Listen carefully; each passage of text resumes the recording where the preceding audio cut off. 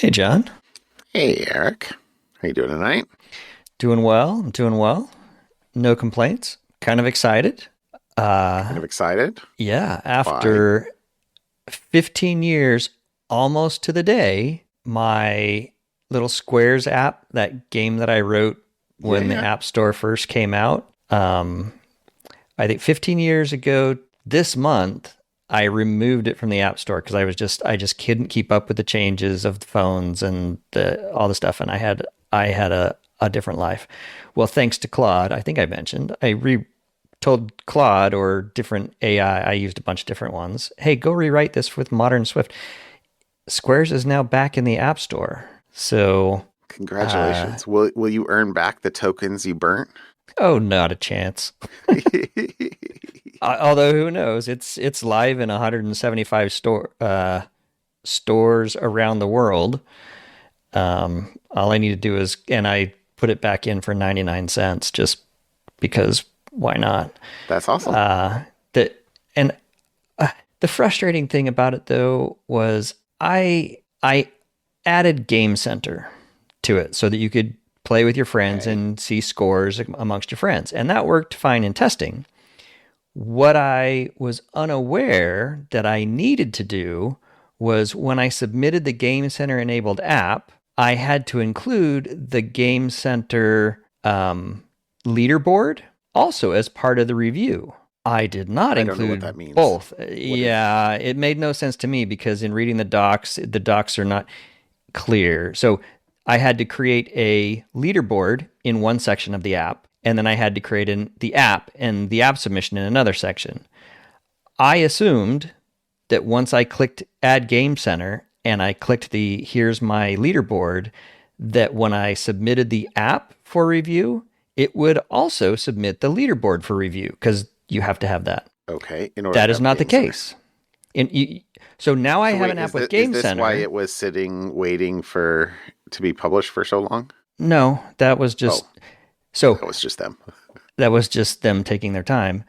But I do now have another version that submits both an update to the app because I can't, after the fact, submit just the leaderboard. I have to submit the leaderboard Ugh. and the app together as two separate things that need to be reviewed in tandem. It's not smart enough to know to auto link them itself, apparently. So now I have another version of Squares in review, even though the other one just came out a couple hours ago.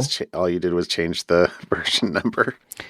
Actually, no, I had tweaked it and updated it to actually run in full screen iPad. The version that's on the App Store right now will run on a Mac and will run on Vision, what's Apple's Vision, and it'll run on iPad, but it'll run in iPhone dimension mode.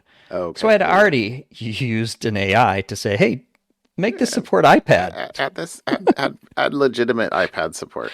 And so now, so I was planning on waiting a couple weeks and maybe fixing any other bugs, but I'm like, well, it's now iPad support tonight too. So Guess that's it. it has been resubmitted now with iPad support. And so the poor people who grab the game between now and when the next version is updated will go, "Ooh, exciting Game Center," but it won't work because there is no approved leaderboard. That is pretty funny. That is pretty funny. Yeah, So, I need to actually get myself a developer account because the playing I've been doing lately, I've mhm. actually written a couple apps that I'm using on my phone, but with the personal profile or whatever it is, Right. like the games expire after 7 days, or not games, the apps expire after 7 days. And I found Oh, myself a it's not couple of even 90 times. days. Yeah, I found myself a couple of times going, "Oh, you can't launch this." I'm like, "No, I'm not near my Wi-Fi." Uh, So I 99 bucks. whether I'll actually publish anything is Yeah. because like this is the era of personal apps. Like Yeah. I can there's build audience of exactly one. what I case in point, my book read app for my wife. Exactly. Which that's the problem though. If you want it to be persistent and not go away after 90 days, you You have have to to actually publish it publish to the it. App Store. So Huh. Well, anyway, I will whatever. probably be an Apple developer when next you well, next we speak, because I'm kind of thinking that I need to do that and then figure out how to get it at least into test flight before I go on spring break, which is like a week and a Yes. couple days. So So test flight apps will last 90 days. that's what I was figuring. Yeah. Like, it's at least a step up. So I didn't know it was a 7-day minimum or a 7-day maximum yeah. on personal ones. Yeah. That's a bummer. It's All right. it's not awesome. But it is awesome because evidently I think I've learned about myself, at least for the, and I'll use big air quotes, developer that I am today. I'm so short attention span or like something that it's really nice to be able to say like, this is the architecture. Because I know the architecture and the design that I want. Then I'm like, go do that. Go to no. Yeah. No. And then like, okay, push the button, make it so. And then it doesn't work and it doesn't work. But like, it still works fast enough that it's like, that's pretty cool. Yeah. More spanning architecture and QA than it is actual development, I guess. Yeah. I am rapidly burning through my Claude tokens, my GitHub Copilot tokens, and my Google Gemini antimatter tokens. Or not anti-gravity, not antimatter. Yeah, anti-gravity tokens. So I had somebody tell me, I haven't tried this yet, that you can sign up as an NVIDIA developer portal, and they have yeah, I heard that too. They have tokens for the taking, or the burning, or the spending, or the I don't care. I just want tokens now. That's the new. Yeah. We'll pay you in tokens. Anyway, well, did you do anything fun this weekend? No.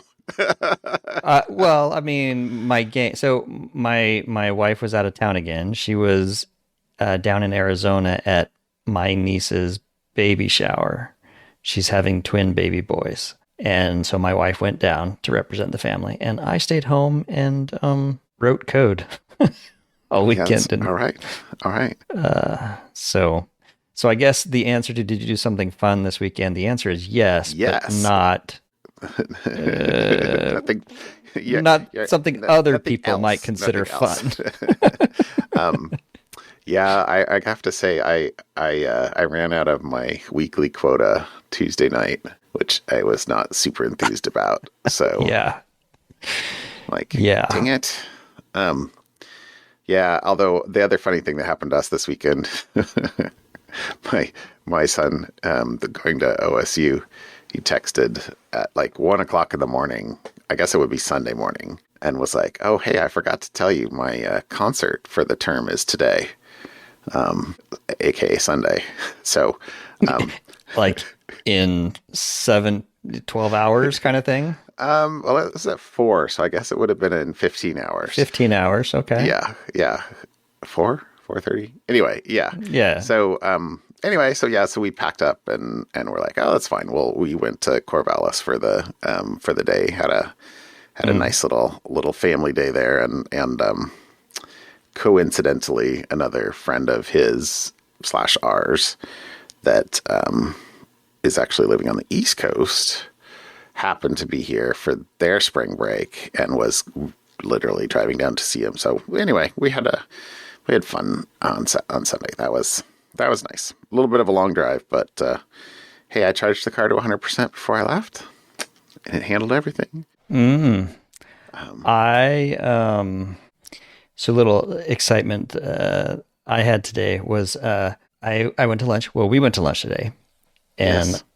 I had forgot to plug my car in last night. So I get to my car, and it says, you can go 16 miles. Uh-oh. And I'm starting to do the math. How far is it? It says 7 and change there. So 7 and change back. I should have a mile left by the time. And so I ran to lunch. But so you made it home? I got there. It was 16 miles when I left the house, and it was a 7 and change mile drive. I got there, I still had 12 miles left. So clearly the battery had warmed, because it's cold. So the battery had warmed up, and I had turned on the green mode so that I couldn't, get off the line super fast, because that's, anyways, Yeah. I was babying it a little bit, but so I was like, no, I got back. But as that was the first time I think I actually sat in the car and thought to myself, should I? Because my wife was gone. So I had to either say, I can't go, or I had to risk it. Or I risk it. Yeah, yeah, yeah. And I wanted lunch more than I You're like, wanted. worst case, you just find someplace in Sherwood to charge or something. Exactly. That was the next option. So, but when I got there and it still had 12, I'm like, oh, I can get. But I pulled No, into the house with no the problem. lowest number. It was 3 when I got back home. Wow. So, Must have been which is fine. must have been downhill there, huh? I Uh, guess. well, because going, it went from 16 to 12, so 4, and then back went from 12 to 3, Yeah. That's what which I'm is saying. 9. Must have been more uphill So, on the way home yeah, or something. something. Anyway. Thank you, electric cars. Yeah. They're fantastic. Yeah. How about a topic tonight? All right. So my topic is actually prescient, I guess, because I've received 2 of these in the last couple months or last month or so, I guess. So the FBI is now warning about scammers impersonating city and county officials who have either businesses or individuals who have applied for planning or zoning permits. Huh. So it's a very targeted phishing campaign. So it's not it's surgical at this point, right? Okay. Okay. Because all that zoning permit information is public Public. information. Yeah. Government stuff, all public information. So attackers can load up an AI and say, go scan all these permits, pull the icons and the images and the logos, and generate me a bill that tells somebody, hey, a professional looking invoice to say, hey, you need to pay money. You have, your bathroom remodel is on hold until you pay whatever. And so it is extremely targeted and is only going to get worse. They the trick there is they try to get people to not pick up the phone and call the local zoning office. They claim that, hey, you need to communicate via email to ensure a reliable audit trail, and threaten any delay in payment will lead to obstacles, project stalls, developing or hitting folks where it hurts the timeline of getting stuff Uh-huh. done.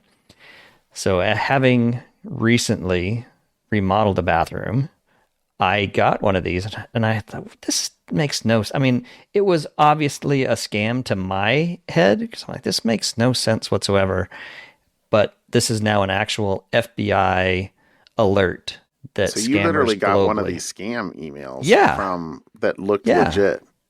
it did look legit from Washington County. Like, Yeah. okay. Washington So, country yeah, dot zip. WashingtonCountry.org or whatever. Yeah. So, anyways, it's kind of the taking boring public data, and it's a gold mine for an air of legitimacy. So So there you go. as with your credit card, call the number on the back of the card. Yes, I exactly. know that nobody wants to actually talk to a person, but don't trust the numbers in the Scammers email. know this as well. Yeah. All right. Okay. What topics do That's you got? good. Well, I brought one and a half or two. Actually, wondered if we talked about the Wiz acquisition by Google. But I went through and used your cool search feature on our history. And Claude's cool search feature. and no, clearly not. But this is Wiz is a cloud security vendor that I was like, gosh, wasn't that like a long time ago? And it has been a year in the making because let's see, I pulled out a timeline from a different article, but it was so July of 24. So it's been almost 2 years ago. Google offered them $23 billion, which they rejected. Mm.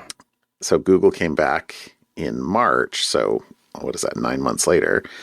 And this is March of 25, and offered them $32 billion, which, I mean, $9 billion for 9 months. Who wouldn't want another Billion bucks a month? Yeah. Yeah, well, Pocket change. it. So, but it's taken a year for this to close. So it actually technically closed today, I think, the 11th. So lots of regulatory hurdles. But I think the reason why I guess I'm still kind of interested in kind of watching this is like Google. This is a good tool. I'm relatively aware of it. It's cross cloud or multi cloud. Will Google keep it? Will in fact, there multi cloud neutrality. I mean, Google's GCP's doing okay, but I don't think they've been doing great compared to AWS. But I guess I haven't the big monster, yeah. Recently, so I think that'll be interesting to see what they do. What they do when integrating it into GCP. Yeah. So $32 billion deal. And let's see what else. It says that it will be integrated into Google Cloud Platform, likely enhancing Security Command Center. And so the two things will be, will it stay multi-cloud? And what will the other vendors do, in terms of either getting their own or trying to compete? So the summary in here was investors expect more M&A as the big three cloud providers try to build security moats. Mm-hmm. So anyway, that was kind of the half a topic. Interesting to see. Yeah. And then, but the real topic that kind of, I was like, oh, we kind of knew to expect this, I guess. But so Stryker is a medical tech manufacturing conglomerate, I guess. It says one of the world's largest medical technology companies, brought to its knees today, so March 11th. An Iranian-linked hackers who deployed a wiper malware. So no ransom, no negotiation, pure destruction. I don't think we know yet quite what all the fallout's going to be. It said there were 5,500. I didn't actually pull out that quote. Affected people it said that the attack hit their Cork, Ireland headquarters, but compromised devices globally.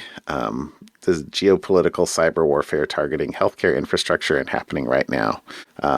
So it was Handala, a pro-Palestinian hacktivist group linked to the Iranian regime that claimed responsibility, deployed sophisticated wiper malware designed to permanently delete data not encrypted for ransom. They gained initial access through compromised administrative accounts, so presumably didn't have two-factor authentication. They defaced system login pages with the Handala logo, and both corporate servers and endpoint devices were rendered unrecoverable. And so supposedly Microsoft engineers are on site assisting with the incident response. But I guess the scary thing to me, to all of us, I guess, is, ransomware is one thing because, clearly it's extortion. But in the event of actual harm, where the harm is the end goal, cybersecurity is really important. I think a lot of companies think, what's the worst case? We'll have to pay a few $1 million in ransom. Right. Maybe not. So not if that's not the end game. Let's see how or if more happens here. I'm going to go with when as opposed to if, but yeah. I am with you. So,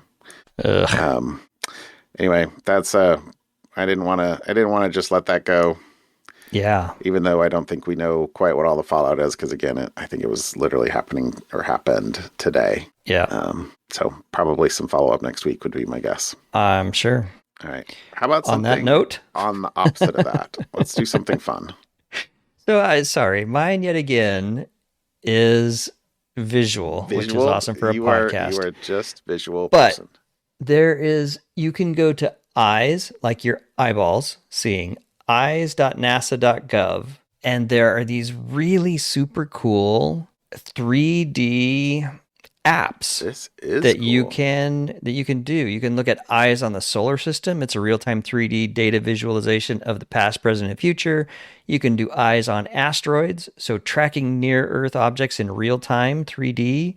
You can do eyes on Earth, and it's got a whole bunch of options like what's the air temperature, what's the carbon dioxide, carbon monoxide, chlorophyll, precipitation, water vapor, ozone, all the things. And you can grab the Earth and spin it around and see where ozone, the Dobson units are for different parts of ozone and where it's at. So a lot of really cool visuals from NASA. You can look at the latest event where the current hurricanes are on the planet. Now, it's not real time for every option, but some of them satellites sure look like they're are real time. Yeah, some of them are real time, but some of the like precipitation levels or water vapor or nitrous oxide is a 7-day average. So anyways, science for the win. It's really kind of cool. All the different kind of things you can see that NASA is clearly tracking. So eyes.nasa.gov and go nuts. Oh, this is so cool. I know it's hard to stop playing with it once you get all right. What did they tweaking around? Is this? Sorry, just wanted to look at what libraries they were including. Anyway, very cool. Oh, but it's fully 3D rendered. Yeah, I love the cool. I'm sorry, I love the satellites. I think more than anything else. Yeah, especially because you can actually even see the satellites moving. Yeah, I mean, presumably updating in real time. Okay, that is super awesome.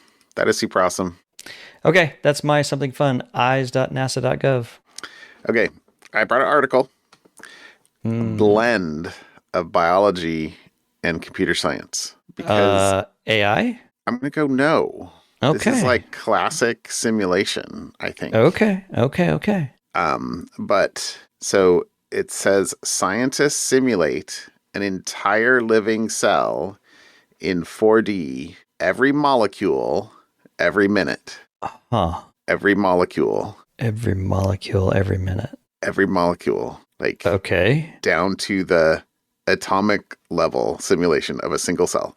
So obviously supercomputer, obviously a small cell. So it says it's a minimal cell with fewer than 500 genes that was engineered by the J. Craig Venter Institute. Okay. But, computational biology, it says it's a computational biology moonshot that bridges the gap between understanding parts and understanding life.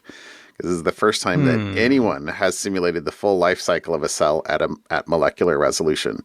DNA replication, protein synthesis, metabolism, membrane growth, cell division, all running simultaneously.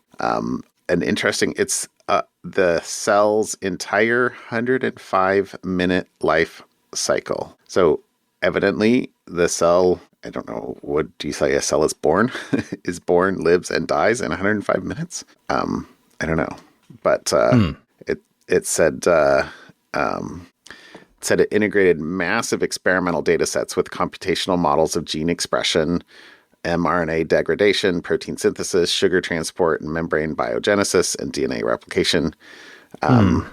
And each molecular interaction is governed by biophysical constraints and kinetics. So, like, if we can simulate, this is kind of the like looking forward thing.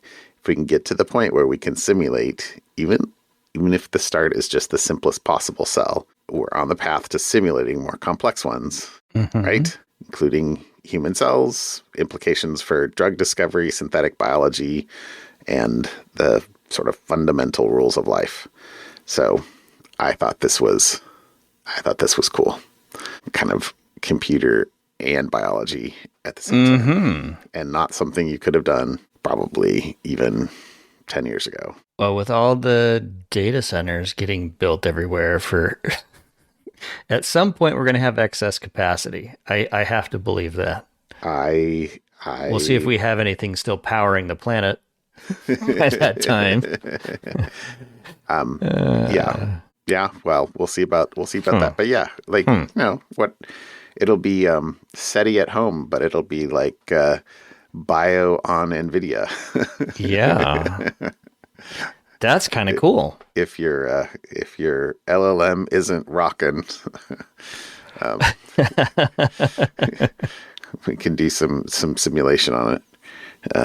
So anyway, there you go. I thought that was cool.